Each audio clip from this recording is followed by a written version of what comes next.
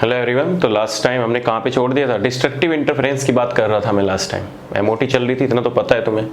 Destructive interference में क्या बता रहा था मैं कि अगर तुम्हारे पास कोई वेव इस टाइप की है, पॉजिटिव नेगेटिव पॉजिटिव, अगर इसके साथ दूसरी वेव आकर इस तरीके से जुड़ जाती है, ये क्या होगा? Negative positive.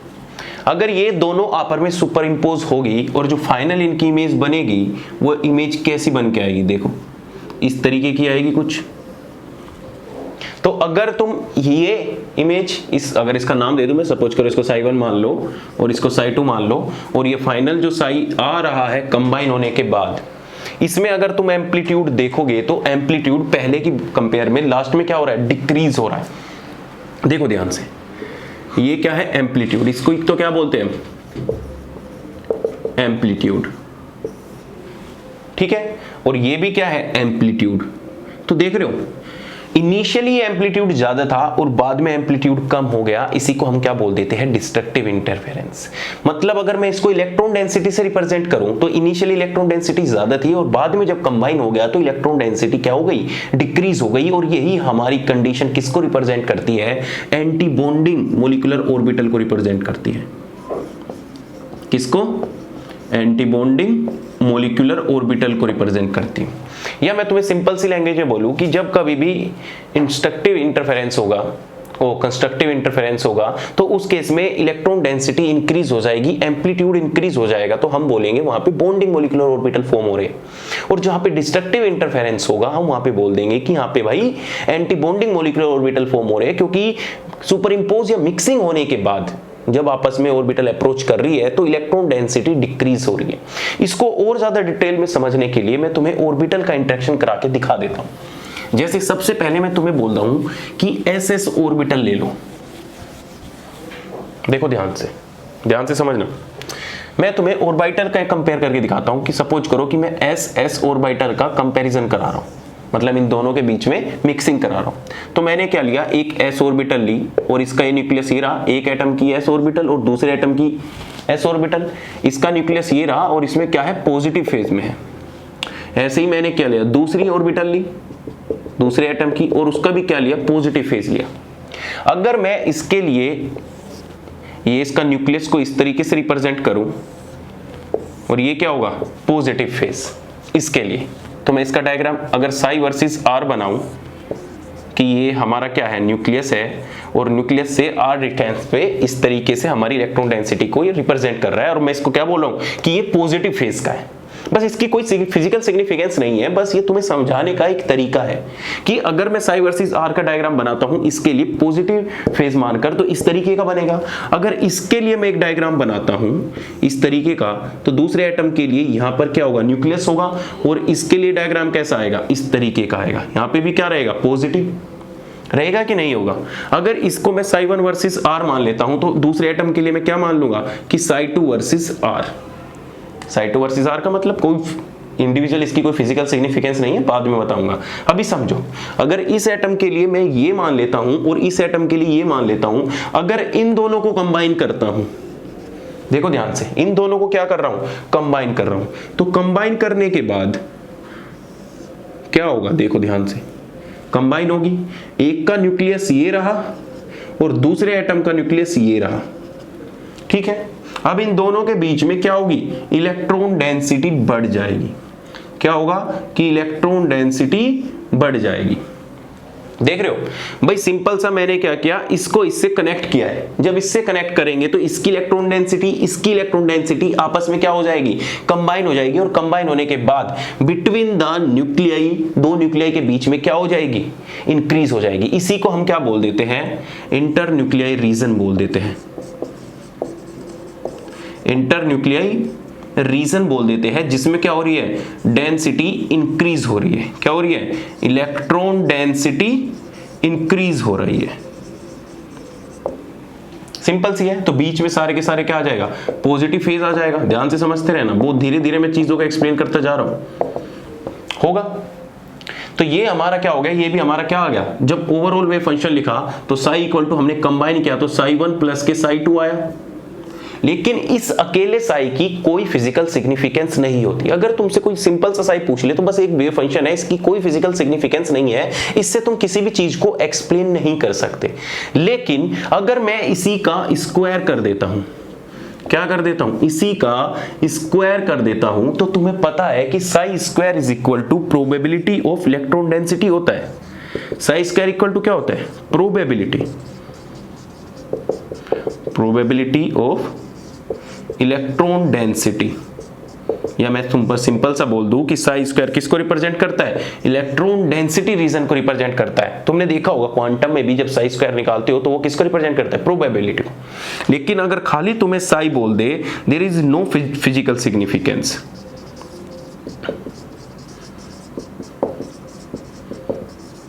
जानते हो इतनी बातें क्यों लिख रहा हूं मैं इस टॉपिक पे एमओटी में, क्योंकि ये एमओटी तुम्हें बार बार पढ़ने को नहीं मिलेगा और ना कोई टीचर एमओटी पढ़ाता है। तो चीज यही है कि जो भी मैं लिखवा रहा हूं तो तुम भी एक एक चीज कॉपी में डिट्टो ऐसे ही लिखते हुए चलो, जिससे तुम्हें लास्ट तक ये चीजें याद रहे। इन फ्यूचर अगर तुम्हें कहीं पढ़ाना हो या तुम्हें टीचर फील्ड में आना हो तो तुम्हारे पास कम से कम कंटेंट तो रहेगा। लेकिन उस टाइम पे तुम ये जरूरी थोड़ी ना कि तुम बाद में आके दोबारा बुक में देखोगे हो ये सब चीजें हैं, नहीं मिलेगी देखने को। तो ध्यान से देखो, अगर मैं इसका स्क्वायर कर देता हूं तो मुझे क्या मिलेगा, इलेक्ट्रॉन डेंसिटी का स्क्वायर होगा। तो अब मैं जब इसका स्क्वायर करने के बाद ग्राफ बनाऊंगा तो हमारा ग्राफ कुछ इस तरीके का आएगा। ध्यान से देखना, ये एक इधर हो गया न्यूक्लियाई, दूसरा न्यूक्लियाई इधर हो गया, और बीच में इनके इलेक्ट्रॉन डेंसिटी क्या होगी, देखो नीचे है ना, तो जब स्क्वायर करोगे तो ऑटोमेटिक डेंसिटी क्या हो जाएगी, बढ़ जाएगी। देखो तो बढ़ गई ना।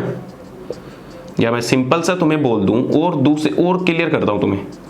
जैसे अगर तुम्हारे पास कोई इस तरीके की वैल्यू दे रखी है, ये क्या है, पॉजिटिव नेगेटिव पॉजिटिव, इस तरीके का वेव फंक्शन है, ये क्या है, साई। अगर मैं इसको साई स्क्वायर कर देता हूं तो साई स्क्वायर में जो पॉजिटिव है वो ऊपर की तरफ हो जाएगा और जो नेगेटिव है वो भी क्या हो जाएगा, ऊपर की तरफ हो जाएगा।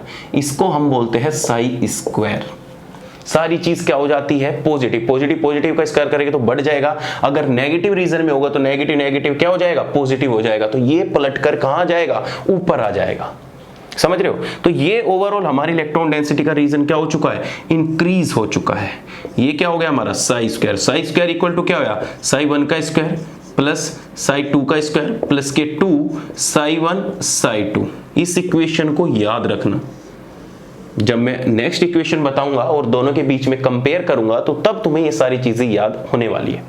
अब देखो होगा क्या, इलेक्ट्रॉन डेंसिटी रीजन में क्या तुम्हें कोई ऐसी नोट दिख रही है, या मैं सिंपल सा तुम्हें बोल दूं कि जब मैं इनको कंबाइन किया तो इलेक्ट्रॉन डेंसिटी दो न्यूक्लियाई के बीच में इंक्रीज हो गई। और जब दो न्यूक्लियाई के बीच में इलेक्ट्रॉन डेंसिटी इंक्रीज हो जाती है तो उसी को हम क्या बोल देते हैं, बॉन्डिंग मोलिकुलर ऑर्बिटल।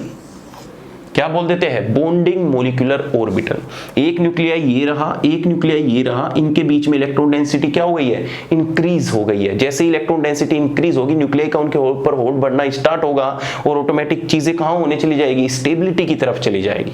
भाई जैसे इलेक्ट्रॉन डेंसिटी बढ़ेगी, ये न्यूक्लियाई उस इलेक्ट्रॉन डेंसिटी को खींचेगा और खींचेगा तो अट्रैक्शन बढ़ेगा तो स्टेबिलिटी आएगी। और जो तुम डायग्राम बनाते हो मोलिकुलर ऑर्बिटल डायग्राम, तभी तो तुम उसमें क्या देखते हो, एक ऊपर की तरफ देखते हो डब्बा और एक नीचे की तरफ डब्बा देखते हो। डब्बा क्यों आ रहा है, वो डब्बा इसलिए आ रहा है क्योंकि इसके बीच में, दो न्यूक्लियाई के बीच में इलेक्ट्रॉन डेंसिटी बढ़ गई है। अगर इलेक्ट्रॉन डेंसिटी नहीं बढ़ती, बाई चांस अगर नहीं बढ़ती, तो ऑटोमेटिकली ये एनर्जी लेवल कहां पहुंच जाता, हाई पहुंच जाता। जैसे तुम्हें बहुत सारी चीजें ऐसी पता है कि जैसे जैसे हम इलेक्ट्रोनेगेटिविटी बढ़ते चले जाते हैं तो ऑर्बिटल नीचे की तरफ खिसकनी स्टार्ट हो जाती है, मतलब उसकी एनर्जी लो होती चली जाती है। बस यही तो सेम रीजन है कि जैसे ही तुमने इलेक्ट्रॉन डेंसिटी इस रीजन में बढ़नी स्टार्ट हुई तो ऑटोमेटिकली ऑर्बिटल खिसक के कहां आ गई, नीचे आ गई। तो यही देखो, इसी को हम क्या बोलते हैं, बॉन्डिंग मोलिकुलर ऑर्बिटल बोलते हैं, और इसी को हम क्या बोलते हैं, एंटी बॉन्डिंग मोलिकुलर ऑर्बिटल बोलते हैं। बोलो बात क्लियर है कि नहीं है। तो तुम्हें समझ में आया कि जब हमने साई 1 वर्सेस आर का देखा तो उसकी कोई फिजिकल सिग्निफिकेंस नहीं होती, लेकिन बाद में जाके अगर मैंने उसका स्क्वायर किया, स्क्वायर से हमें पता लगा कि इलेक्ट्रॉन डेंसिटी रीजन बोलते हैं जो दो न्यूक्लियाई के बीच में इंक्रीज हो चुका है, और उस इंक्रीज होने से हमारी क्या हो चुकी है, बॉन्डिंग मोलिकुलर ऑर्बिटल फॉर्म हो चुकी है। बात समझे। तो ये क्या किया था हमने, दो ऑर्बिटल का, एसएस ऑर्बिटल का क्या किया था, पॉजिटिव फेज को इंटरेक्ट किया था। इंटरेक्ट करने से क्या हो गया, जब दो फेज में इंटरेक्ट किया तो बॉन्डिंग मोलिकुलर ऑर्बिटल फॉर्म हुई। लेकिन अगर मैं एक का पॉजिटिव फेज और दूसरे का नेगेटिव फेज बनाऊं तो क्या होगा बताइए। अगर एक का पॉजिटिव फेज के साथ इंटरेक्ट करूं और दूसरे का किसके साथ, नेगेटिव का, जैसे एक s ऑर्बिटल मैंने क्या ले लिया पॉजिटिव फेज में, ये इसका न्यूक्लियस समझो, ये क्या हो गया, ये दूसरे एटम की क्या हो गई, नेगेटिव नेगेटिव नेगेटिव, ये क्या ले लो पॉजिटिव, ठीक है, ये पॉजिटिव होगी और ये क्या होगी नेगेटिव, एक एटम ये रहा और एक एटम ये रहा। इसके लिए अगर मैं रिप्रेजेंट करूं तो इस तरीके से रिप्रेजेंट करूंगा कि ये हमारा क्या हो गया, पॉजिटिव फेज हो गया, psi1 वर्सेस r। ऐसे ही अगर इस नेगेटिव के लिए मैं रिप्रेजेंट करूंगा तो इस नेगेटिव के लिए कैसे रिप्रेजेंट करूंगा, इस तरीके से रिप्रेजेंट करूंगा, बोलो करूंगा कि नहीं करूंगा, ये क्या हो गई, psi2 वर्सेस r हो गई। अब जब इन दोनों को, एक पॉजिटिव फेज को एक नेगेटिव फेज को मैं आपस में कंबाइन करूंगा तो कंबाइन करने के बाद देखो क्या आएगा बनके, एक का न्यूक्लियाई ये रहा और एक का न्यूक्लियाई क्या रहा, ये रहा। तो इसमें ये इस तरीके से, ये इस तरीके से, ये देखो क्या बन के आ गया, देखो ध्यान से, ये क्या है, पॉजिटिव इलेक्ट्रॉन डेंसिटी का रीजन है, ये क्या है, नेगेटिव इलेक्ट्रॉन डेंसिटी का रीजन है, आपस में कंबाइन होके क्या हो गया, कैंसिल आउट हो गया। तुम देख रहे हो दो न्यूक्लियाई के बीच में इलेक्ट्रॉन डेंसिटी पहले के कंपेयर में क्या हो चुकी है, डिक्रीज हो चुकी है कि नहीं हो चुकी। जब मैंने पहला ग्राफ बनाया था या पहला डायग्राम बनाया था तो उस बीच में इलेक्ट्रॉन डेंसिटी का रीजन कुछ इस तरीके का आ रहा था, तो कोई तुम्हें लाइन दिख रही थी, देखो यहाँ पे क्या हो रही है, इलेक्ट्रॉन डेंसिटी बढ़ी रखी है लेकिन इस बीच में इलेक्ट्रॉन डेंसिटी डिक्रीज हो रखी है, इलेक्ट्रॉन डेंसिटी क्या हो रखी है, डिक्रीज। इसी इलेक्ट्रॉन डेंसिटी डिक्रीज होने को हम क्या बोल देते हैं, एंटी बॉन्डिंग मोलिकुलर ऑर्बिटल बोल देते हैं। जब दो न्यूक्लियाई के बीच में ओवरलैपिंग से इलेक्ट्रॉन डेंसिटी डिक्रीज होती है। और जो ये पॉइंट आ रहा है, अगर इस पॉइंट पे मैं एक प्लेन डाल देता हूं, इसी को हम क्या बोल देते हैं, नोड बोल देते हैं। क्या बोल देते हैं, इसी को हम नोड बोल देते हैं। बोलो बात क्लियर है कि नहीं है। अब देखो ध्यान से, जब हमने इन दोनों को कंबाइन किया तो ओवरऑल इलेक्ट्रॉन डेंसिटी घटी। इसका मतलब जो हमारा ओवरऑल साई फंक्शन आएगा, इसको हम ए से रिप्रेजेंट कर रहा हूं, overall psi A equal to क्या हो जाएगा, psi1 माइनस के psi2 हो जाएगा। जब मैं इसका स्क्वायर कर दूंगा, ओवरऑल कंप्लीट का स्क्वायर करूंगा, तो कंप्लीट का स्क्वायर करने के बाद इसका जब स्क्वायर करूंगा, क्योंकि खाली साई की तो कोई फिजिकल सिग्निफिकेंस नहीं है, लेकिन अगर मैं इस पूरे का स्क्वायर कर देता हूं तो स्क्वायर करने के बाद हमारा ग्राफ कुछ किस तरीके से नजर आएगा, देखना ध्यान से, कुछ इस तरीके से नजर आएगा।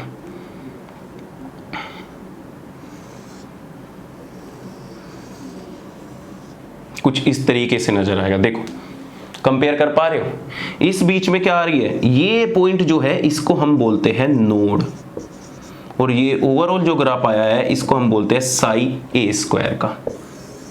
बोलो बात क्लियर है कि नहीं है। बीच में तुम खुद ही देख पा रहे हो कि इधर हमारा क्या है, पॉजिटिव इलेक्ट्रॉन डेंसिटी का रीजन था, इधर क्या है, नेगेटिव इलेक्ट्रॉन डेंसिटी का रीजन था। और जब तुमने इनिशियली पहले केस में ग्राफ देखा था तो उनके बीच में इस तरीके से ग्राफ आ रखा था। किस तरीके से, इस तरीके से हमारा ग्राफ आ रखा था, जिससे मैं इसे ब्लू लाइन से दिखाया है। लेकिन जब हमने दोनों को कंबाइन किया, एक का पॉजिटिव फेज एक का नेगेटिव फेज, तो ओवरऑल इलेक्ट्रॉन डेंसिटी क्या हो गई, डिक्रीज। इसी को हमने क्या बोल दिया, एंटी बॉन्डिंग मोलिकुलर ऑर्बिटल बोल दिया। अब ध्यान से सुनो, जब हमने इनिशियली कंबाइन किया था तो उसको हम रिप्रेजेंट करते हैं साई बी से, और साई बी का स्क्वायर इक्वल टू आया था psi1 का स्क्वायर psi2 का स्क्वायर प्लस के 2 psi1 psi2। ये हमारे किसके लिए था, बॉन्डिंग मोलिकुलर ऑर्बिटल के लिए, और इसको हम रिप्रेजेंट किससे करते हैं, साई बी से। ऐसे ही अगर साई ए का स्क्वायर मैं करता हूं तो उसके लिए भी क्या आता है, psi1 का स्क्वायर psi2 का स्क्वायर माइनस के 2 psi1 इंटू psi2, और ये हमारा किसके लिए आता है, एंटी बॉन्डिंग मोलिकुलर ऑर्बिटल के लिए। अगर कोई तुमसे पूछ ले कि बॉन्डिंग मोलिकुलर ऑर्बिटल से और एंटी बॉन्डिंग मोलिकुलर ऑर्बिटल में कितनी इलेक्ट्रॉन डेंसिटी इंक्रीज हो रही है या कितनी इलेक्ट्रॉन डेंसिटी डिक्रीज हो रही है, तो तुम ध्यान से देखोगे कि सिर्फ ये पोर्शन तो दोनों में क्या है, कॉमन है। सिर्फ कौन सा वेरी कर रहा है, ये वाला पोर्शन वेरी कर रहा है। बॉन्डिंग मोलिकुलर ऑर्बिटल में एंटी बॉन्डिंग मोलिकुलर ऑर्बिटल से 2 psi1 psi2 की या 2 psi1 into psi2 की इलेक्ट्रॉन डेंसिटी क्या होती है, ज्यादा होती है। या मैं कह सकता हूं कि सिर्फ यही अमाउंट इतना है जो बॉन्डिंग और एंटी बॉन्डिंग में वेरी होता है, बाकी इनिशियली अमाउंट क्या है, सेम है। इससे तुम्हें दो बातें पता चलती है कि बॉन्डिंग और एंटी बॉन्डिंग होने में भी ओवरलैपिंग होती है, ओवरलैपिंग होती है, लेकिन वो ओवरलैपिंग बॉन्डिंग में और एंटी बॉन्डिंग के कंपेयर में कितनी कम होती है, 2 psi1 into psi2 कम होती है। फिर से सुन लो मेरी बात। क्वेश्चन इस तरीके का भी आ जाता है कि बॉन्डिंग से मोलिकुलर एंटी बॉन्डिंग पे जाने में कितनी इलेक्ट्रॉन डेंसिटी डिक्रीज हो सकती है, तो तुम्हें वहां पे ऑप्शन में ऑप्शन मिलेंगे। ऑप्शन इस तरीके से देगा, किस तरीके से कि psi1 into psi2, B option इसे दे देगा कि 2 psi1 into psi2, C option इस तरीके से दे देगा कि psi1 स्क्वायर ज्यादा होती है, psi1 psi2 स्क्वायर ज्यादा होती है, डी ऑप्शन तुम्हें दे देगा कि सिर्फ psi2 स्क्वायर ज्यादा होती है। तो उस केस में तुम्हें चूज क्या करना है कि बॉन्डिंग से एंटी बॉन्डिंग मोलिकुलर ऑर्बिटल जाने पे कितनी इलेक्ट्रॉन डेंसिटी डिक्रीज हो जाती है, इतनी इलेक्ट्रॉन डेंसिटी हमारी डिक्रीज हो जाती है। यही वो फैक्टर है रेस्पॉन्सिबल जो हमारा बॉन्डिंग से एंटी बॉन्डिंग जाने पे वेरी करता है। बोलो बात क्लियर हुई है कि नहीं है? तो बस यही क्वेश्चन यहां से अगर पूछा जाए bonding molecular orbital anti bonding से, तो यही हमारा पोर्शन बन सकता है। ये सब क्या है, क्वांटम अप्रोच है। जब तुम क्वांटम मैकेनिक्स में पढ़ोगे इन सारी चीजों को, तो वहां इन चीजों को डिटेल में पढ़ाया जाएगा। मैं चाहूं तो यहाँ पे इस क्वांटम की तरीके से भी तुम्हें पढ़ा सकता हूं, लेकिन अगर यहाँ क्वांटम में ये पढ़ा दिया, फिर क्वांटम में क्या पढ़ोगे? क्योंकि अगर क्वांटम में घुसा तो वहां पे ओवरलैपिंग इंटीग्रल भी निकालेगी, इनकी क्वांटिटेटिवली वैल्यू निकाल के दिखाएगा कि जो ओवरलैपिंग हो रही है इन दोनों के बीच में, एंटी बॉन्डिंग मोलिकुलर ऑर्बिटल के बीच में, इनमें कितनी ओवरलैपिंग हो रही है उसकी एक पर्टिकुलर क्वांटिटी निकल के आएगी। तो ये सारी चीजें तुम्हें जब एडवांस क्वांटम पढ़ोगे तो उसमें जानने को मिलेगी। तो बताओ तुम्हारा इतना पॉइंट क्लियर हुआ? अब इसके बाद अगर मैं principle of LCO linear combination of atomic orbital की बात करूं, तो हम कितनी ऑर्बिटल को आपस में कंबाइन करके बॉन्ड बना सकते हैं? भाई सिंपल, हमारा काम क्या है, दो एटम की ऑर्बिटल को कंबाइन करके बॉन्ड बनाना है। अब तक हम वेव फंक्शन की फॉर्म में डील कर रहे थे, लेकिन अब हम अगर डायरेक्ट ऑर्बिटल को मिक्स करने लगे दोनों एटम की, तो किस तरीके से हमारे बॉन्डिंग और एंटी बॉन्डिंग फॉर्मेशन हो सकते हैं, वही सारी चीजें हमें आगे पढ़नी है। जैसे अगर मैं linear combination of atomic orbital के अकॉर्डिंग बात करूं, तो हमारे पास चार तरीके की चीजें हो सकती हैं। पहला क्या हो सकता है कि हम हेड टू हेड ओवरलैपिंग कर सकते हैं। क्या कर सकते हैं? हेड टू हेड ओवरलैपिंग कर सकते हैं, जिसमें हम आपस में क्या कर सकते हैं, हेड टू हेड में सिग्मा बॉन्ड फॉर्मेशन कर सकते हैं। क्या कर सकते हैं? सिग्मा बॉन्ड फॉर्मेशन कर सकते हैं।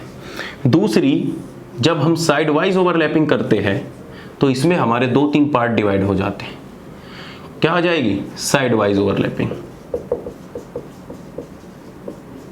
जब हम साइड वाइज ओवरलैपिंग करते हैं तो देखिए, साइड वाइज ओवरलैपिंग में हम क्या कर सकते हैं, PP ऑर्बिटल को ओवरलैप कर सकते हैं, जिससे हमारा क्या बॉन्ड फॉर्मेशन हो सकता है, पाई बॉन्ड फॉर्मेशन हो सकता है। ऐसे ही हम PD को ओवरलैप कर सकते हैं, उससे भी हमारा क्या बॉन्ड हो सकता है, पाई बॉन्ड और सिग्मा बॉन्ड फॉर्मेशन हो सकता है। PD से पाई बॉन्ड फॉर्मेशन हो सकता है। हम क्या कर सकते हैं, DD की भी ओवरलैपिंग कर सकते हैं, जिससे हम क्या बना सकते हैं, डेल्टा बॉन्ड फॉर्मेशन हो सकता है। बोलो हाँ कि ना? इनके बीच में क्या बोलते हैं, टू लूप्स इंटरेक्शन होता है, या वन लूप्स का इंटरेक्शन होता है आपस में। इसको क्या बोलते हैं, वन लूप्स का इंटरेक्शन होता है। जब साइड वाइज ओवरलैपिंग करोगे तो दो लूप्स का इंटरेक्शन होगा, दो लूप्स का इंटरेक्शन होगा, जिससे हमारा क्या बॉन्ड फॉर्मेशन होगा, पाई बॉन्ड फॉर्मेशन होगा। जब तुम्हारा डेल्टा बॉन्ड फॉर्मेशन की बारी आएगी तो उसमें 4 लूप्स आपस में कंबाइन होंगे, 4 लूप्स का इंटरेक्शन होगा, उससे हमारा क्या होगा, डेल्टा बॉन्ड फॉर्मेशन होगा। अगर मैं एक और बॉन्ड की बात करूं जिसमें हमारा 6 लूप्स आपस में कंबाइन होंगे, तो उसमें हमारा बॉन्ड कौन सा फॉर्मेशन हो जाता है, फाई, जो कि मैं तुम्हें केमिकल बॉन्डिंग में पहले ही पढ़ा चुका हूं, वो FF ऑर्बिटल की ओवरलैपिंग से होता है। इतना हमें ज्यादा डिटेल में नहीं जाना है, हमारी कहानी सिर्फ यहीं तक ही आके क्या हो जाएगी, रुक जाएगी। बोलो बात क्लियर है? तो इन सारी ऑर्बिटल को हमें linear combination of atomic orbital करके देखना है कि कौन सी एटॉमिक ऑर्बिटल आपस में कंबाइन करके किस टाइप का बॉन्ड फॉर्मेशन हमें देती है। तो चलिए स्टार्ट करते हैं। सबसे पहले एक लूप का आपस में इंटरेक्शन, और उसके बारे में हमें कितनी जानकारी निकालनी है वो हमें बताते हैं।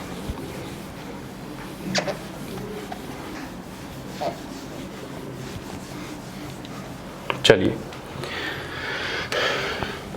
सबसे पहली ओवरलैपिंग, जिसको मैं नाम दे रहा हूं कि मैं 1s ओवरलैपिंग कर रहा हूं दो एटम के बीच में, तो हमारे पास एक ऑर्बिटल ये होगी s और एक ऑर्बिटल ये होगी दूसरे एटम की पॉजिटिव।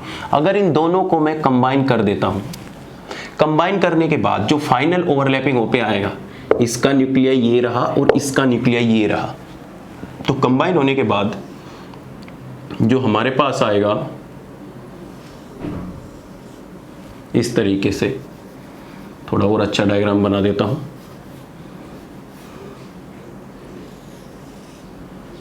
कुछ ज्यादा ही नहीं निकल गया, चलो डायग्राम बना लेना, डायग्राम से कोई मतलब नहीं है। ओहो, देखो एक एटम का न्यूक्लियर ये रहा और एक एटम का न्यूक्लियर ये रहा। जब दो ऑर्बिटल आपस में कंबाइन की, एक एटम ये मान लो ए एटम है और ये भी मान लो ए एटम है, इन दोनों एटम के ऑर्बिटल कंबाइन की, कंबाइन करने के बाद ओवरऑल इलेक्ट्रॉन डेंसिटी आप बीच में क्या हो गई, इंक्रीज हो गई। बोलो इंक्रीज हुई कि नहीं हुई? तो जब आपस में एस ऑर्बिटल कंबाइन होगी तो हमारा कौन सा बॉन्ड फॉर्मेशन होगा, सिग्मा बॉन्ड फॉर्मेशन होगा।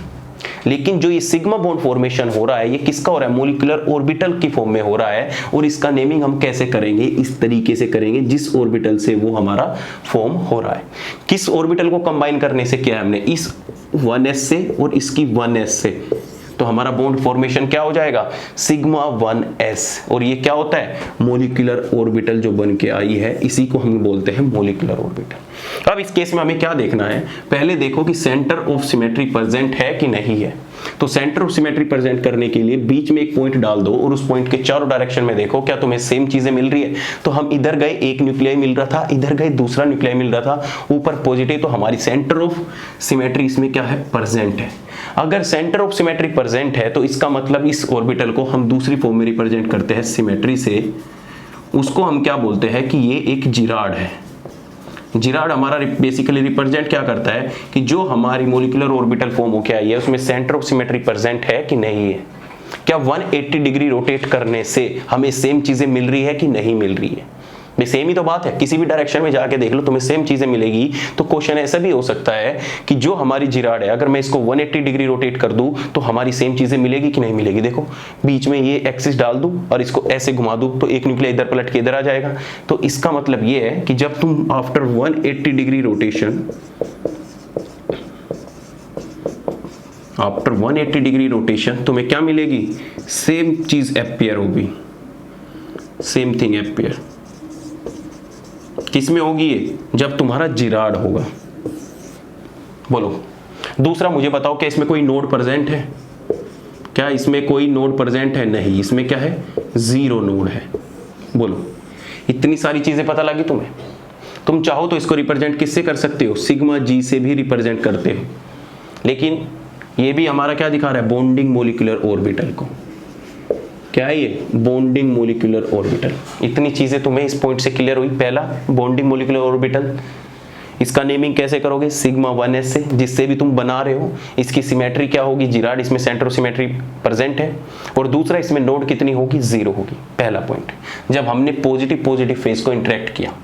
दूसरा कि अगर मैं एक का पॉजिटिव ले लेता हूं, ये बीच में न्यूक्लियर हो गया, इसका क्या ले लिया हमने, पॉजिटिव ले लिया, और दूसरे की एस का हमने क्या ले लिया, नेगेटिव फेस ले लिया। तो जब आपस में तुम इनको कंबाइन करोगे तो कंबाइन करने के बाद तुम्हें कुछ इस तरीके का मिलेगा, क्योंकि ये आपस में क्या कंबाइन नहीं होंगे। तो ये एक एटम का इलेक्ट्रॉन डेंस न्यूक्लियर है और ये क्या है, दूसरे एटम का न्यूक्लियर है। इधर क्या है, सारा का सारा पॉजिटिव रीजन है और इधर क्या है, सारा का सारा नेगेटिव रीजन है। बोलो इसको हम बोलते हैं एंटी बॉन्डिंग मॉलिक्यूलर ऑर्बिटल।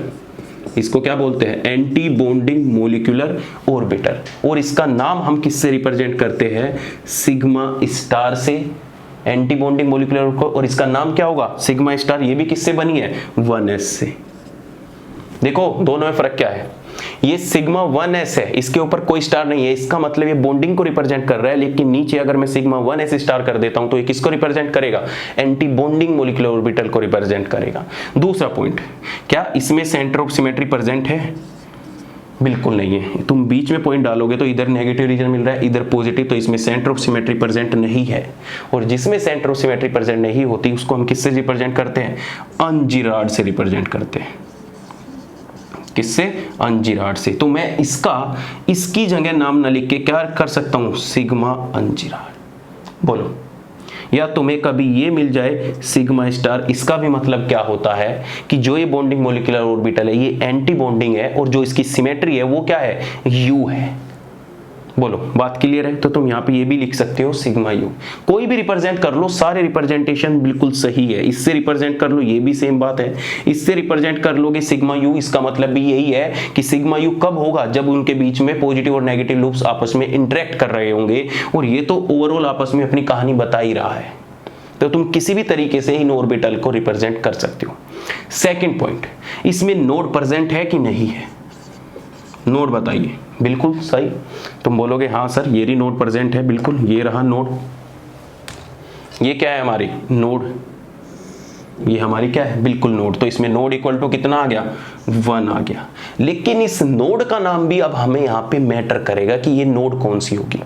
ये देखो, इसको हम बोलते हैं इंटरन्यूक्लियाई एक्सिस। अगर मैं इसको इस तरीके से पास कर देता हूं, देख रहे हो ये लाइन, ये वाली लाइन, अगर मैं इसको इस तरीके से पास कर देता हूं, इसको मैं बोलता हूं इंटरन्यूक्लियाई एक्सिस। इंटरन्यूक्लियाई एक्सिस।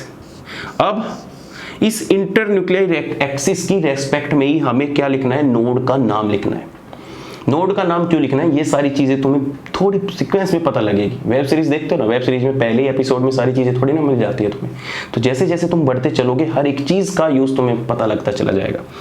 तो अगर मैं इस नोड को अच्छे से रिप्रेजेंट करूं कि इसमें नोड कितनी है? 1 है, लेकिन वो 1 नोड भी किस टाइप की है, तो इसमें तुम कैसे रिप्रेजेंट करोगे कि जो नोड प्रेजेंट है वो परपेंडिकुलर है टू इंटरन्यूक्लियाई एक्सिस के।